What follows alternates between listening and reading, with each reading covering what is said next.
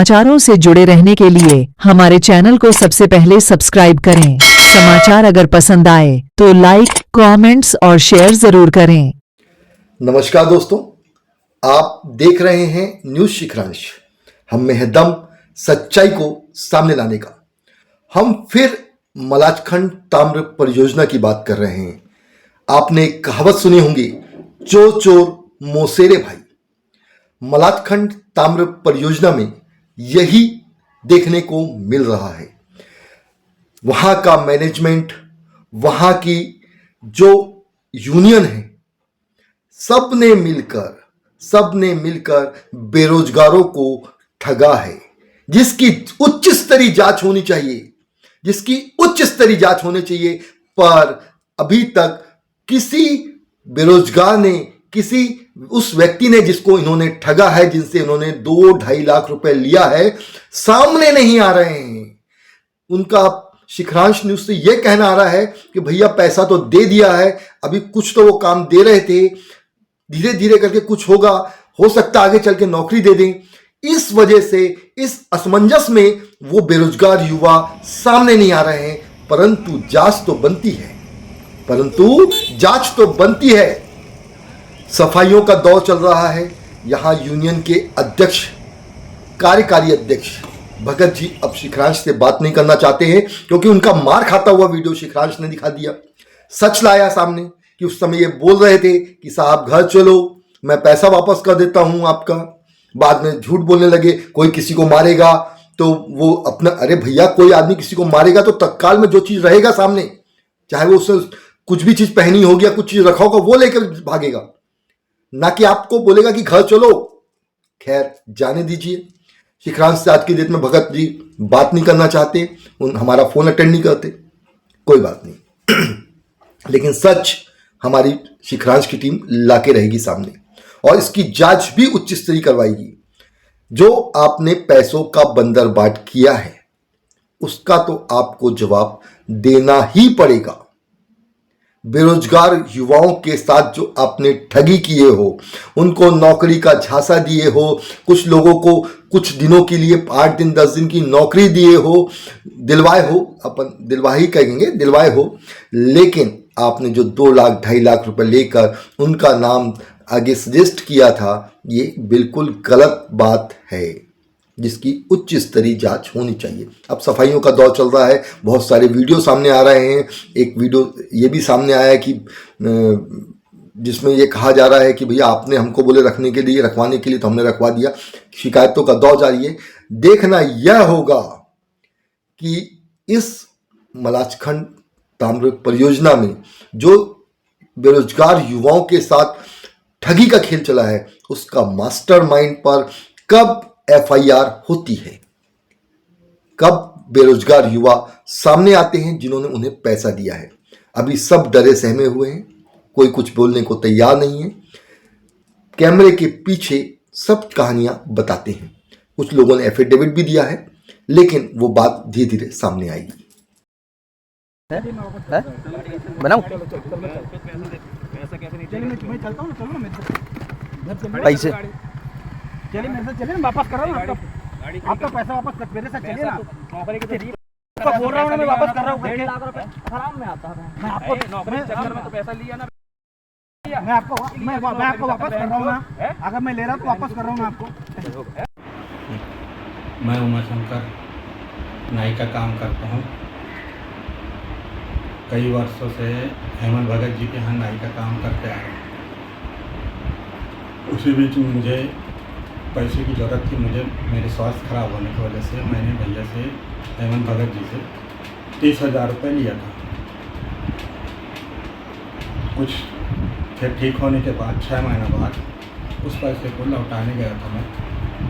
मेरे साथ एक संगी साथी भी आया हुआ था। उस बीच में मेरे को भी जानकारी पता नहीं चला, बाद में पता चला।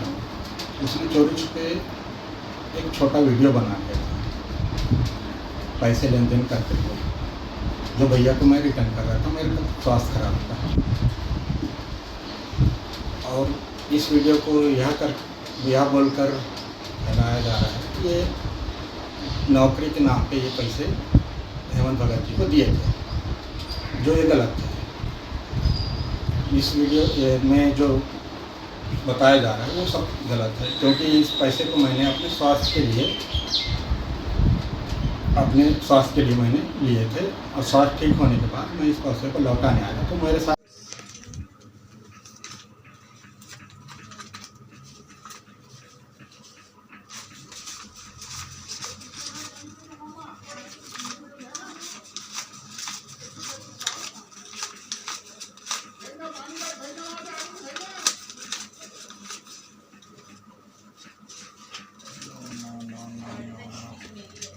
यहाँ पे 20 है। हाँ वो 20 है, यहाँ पे है ना। और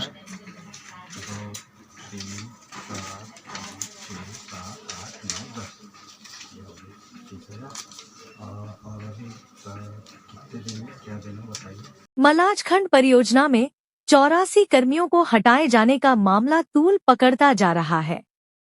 मलाजखंड में बड़े पैमाने पर 2 से 2.5 लाख रुपया लेकर नौकरियां दी गई है, जिसमें मलाजखंड ताम्र परियोजना के मैनेजमेंट के कुछ लोग, भारतीय खनिज मजदूर संघ के कार्यकारी अध्यक्ष हेमंत भगत, स्थानीय नेता और ठेकेदार की जुगलबंदी ने बेरोजगारों को ठग लिया है। ताजा मामले में 3 महीने पहले ही रुपया लेकर काम पर रखे गए मजदूरों को ठेकेदार बदलने के बाद हटाया गया, जिससे श्रमिकों में भारी आक्रोश है।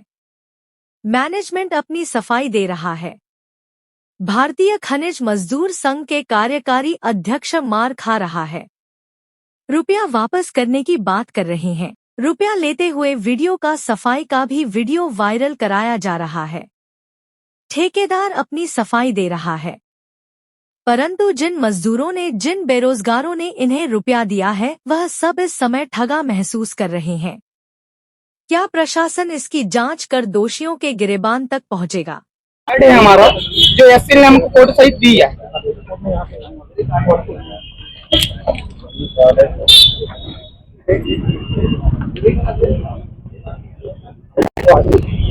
ये हाजिरी भी इस महीने की हमको पेमेंट नहीं मिली है। देखिए हमारे यहाँ पे बहुत सारे man power supply contracts SCL में चल रहे हैं, एमसीपी में, जो कि पूरा पारदर्शी तरीके से ओपन टेंडर के माध्यम से दिए जाते हैं, और जो भी उसमें सेलेक्ट होता है और उसको टेंडर मिलता है और वो काम करता है। तो इसमें वो हमारा यहाँ पे एक messrs happy square security services private limited को टेंडर मिला था सिक्योरिटी में, तो उसको मैंडेट के हिसाब से उतना मैन पावर डिप्लॉय करना था पर डे, और जो उनका मैन जिसको भी सेलेक्ट करेंगे, जो भी उसके अंदर रहेगा, उसमें एससीएल का किसी तरीके का कोई इन्वॉल्वमेंट नहीं होता है। ये पूरा का पूरा कॉन्ट्रैक्टर है, वो एक अकेला कॉन्ट्रैक्टर नहीं है, बहुत सारे कॉन्ट्रैक्टर है जहाँ काम कर रहे हैं। तो उसकी पूरी जिम्मेदारी होती है कि वो क्या कौन सा मैन पावर को लगाएगा। बस हमें इतना है कि पर डे इतना उसको डिप्लॉयमेंट देना है।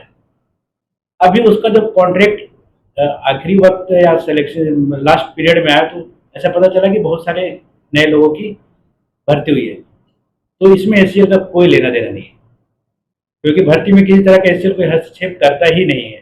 वो पूरा का पूरा कंसर्न कॉन्ट्रैक्टर की जिम्मेदारी होती है। अभी आपको बताया कि कोई भी ठेका हो, सिर्फ इसी की बात नहीं कर रहा हूँ, कोई भी ठेका लिमिटेड पीरियड के लिए होता है, 1 साल के लिए, 2 साल के लिए हो। तो जब कॉन्ट्रैक्ट पीरियड खत्म हो जाता है, तो प्रिंसिपल एम्प्लॉयर की लायबिलिटी उसको एम्प्लॉयमेंट देने की नहीं होती है। लीगल हमारी लायबिलिटी नहीं है।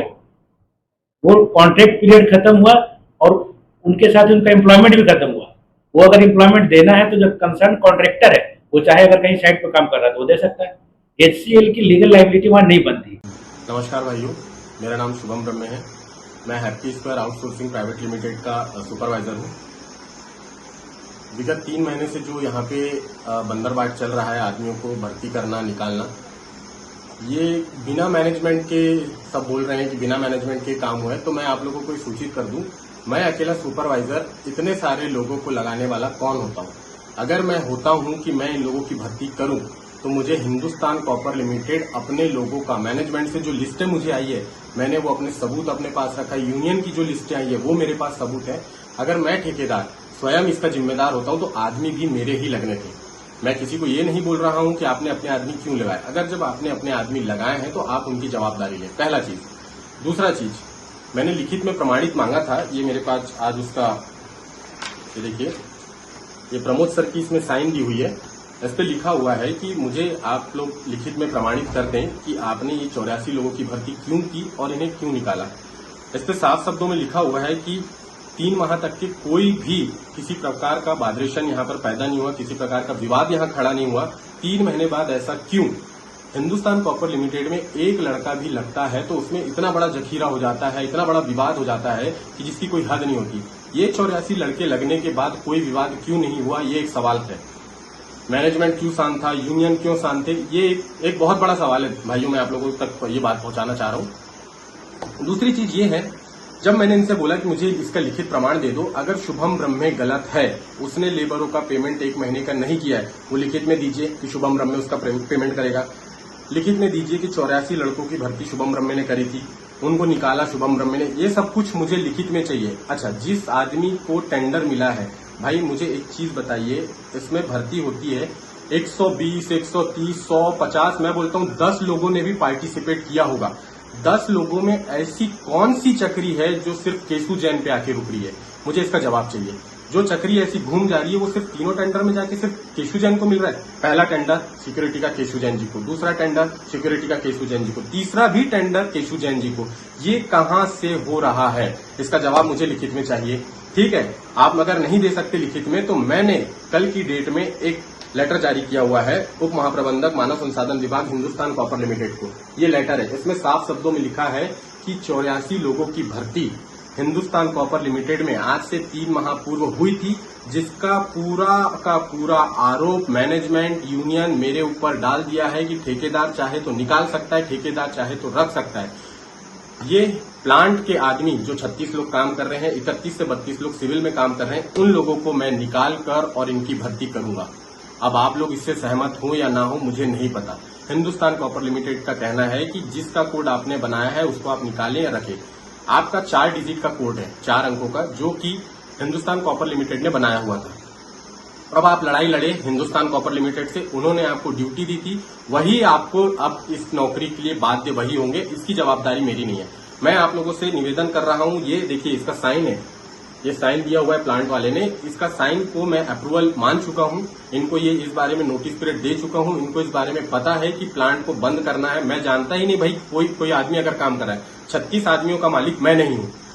ये मुझे जवाब दे दें, कल की डेट में अगर किसी की मृत्यु होती है प्लांट में, किसी का एक्सीडेंट होता है सिविल में, या किसी को कुछ भी दुर्घटना ग्रसित होता है, उसकी जवाबदारी मेरी नहीं होगी, ठेकेदार उसका जवाबदार नहीं होगा। ये मेरे पास सबूत है उस चीज के। वो आप मैनेजमेंट से लड़ेंगे, इंश्योरेंस क्लेम उसके पास करेंगे, सारी चीज आपको उनसे मान्य होगी। दूसरी चीज ये है, अभी जो सारा इतना बड़ा बंदरबाट हो रहा है इस सब चीजों को लेकर, अगर मैं अकेले इसमें शामिल हूं तो वो सारे लोग गवाह दें, सारे लोग सबूत पेश करें कि मैं इसका दोषी हूं, तो मुझे तत्काल जेल हो, सीबीआई की जांच हो, कलेक्टर को आदेश करा जाए, हाई कोर्ट में केस किया जाए मेरे नाम से। मैं सब चीज के लिए यहां पर तैयार हूं। और अगर इस चीज के जिम्मेदार सारे के सारे लोग हैं तो वो सभी जेल जाने की तैयारी करें।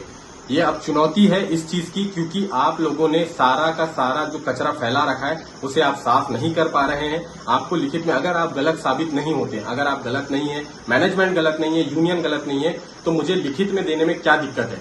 मैं अगर गलत हूं तो मुझे गलत लिखकर लिखित में देने क्या दिक्कत है? अगर मैंने कहीं एफआईआर दर्ज की है थाने में, उस एफआईआर की रिपोर्ट में अगर मैंने लिखा है सर इसने चोरी करी है, इसकी जांच की जाए, तो थानेदार ने मुझे ये जवाब देना जरूरी समझता है लिखित में कि शुभम जी इसकी जांच हमने करी थी, यह निर्दोष पाया गया। तो मैनेजमेंट लिखकर देने में क्यों अबाध्य हो रहा है? उसे देना चाहिए। उन्होंने मुझे ये कानून का मुझको लेटर पकड़वा दिया है। इसमें लिखा है the contract labour regulations and rules and regulation act 1970। इसमें भी साफ शब्दों में लिखा हुआ है जब तक कि आपका टेंडर चलता है तब तक के आप अपने आदमियों को निकालना रखना कर सकते हैं। तो आप ये बताइए, हिंदुस्तान कॉपर लिमिटेड के साथी जो आप इतने समय से काम कर रहे हैं, क्या आप लोग हिंदुस्तान कॉपर लिमिटेड कुछ नहीं है क्या? आप लोगों की जिम्मेदारी हिंदुस्तान कॉपर लिमिटेड नहीं लेगा क्या? आप तो सिर्फ एक कॉन्ट्रैक्टर के आदमी हो। जब चाहे आपको ड्यूटी में रखा जा सकता है, जब चाहे निकाला जा सकता है। यही इनका भाषण था जिन्होंने मुझे बयान दिया। प्रेस वार्ता में भी ये बात हुई है, मैं आपको सारे एविडेंस दूंगा। अभी अगर ये नहीं समझते हैं तो मेरे पास सारे के सारे सबूत हैं। मैं ऑडियो वीडियो सब कुछ अभी सब साइलेंट चीज में रखकर रखा हूं। जिस दिन आरोप प्रत्यारोप की रेखा बड़ी होगी उस दिन मैं खुद समक्ष रूप से सामने आकर इस बात को करूंगा। मैं आप लोगों से विनम्र निवेदन कर रहा हूं कि प्लांट में जो काम कर रहे हैं मैं उन्हें नहीं जानता, मैं पेमेंट भी नहीं करूंगा जून का, मैं आपको ये प्रमाणित दे रहा हूं, मैं पेमेंट नहीं करूंगा जून का।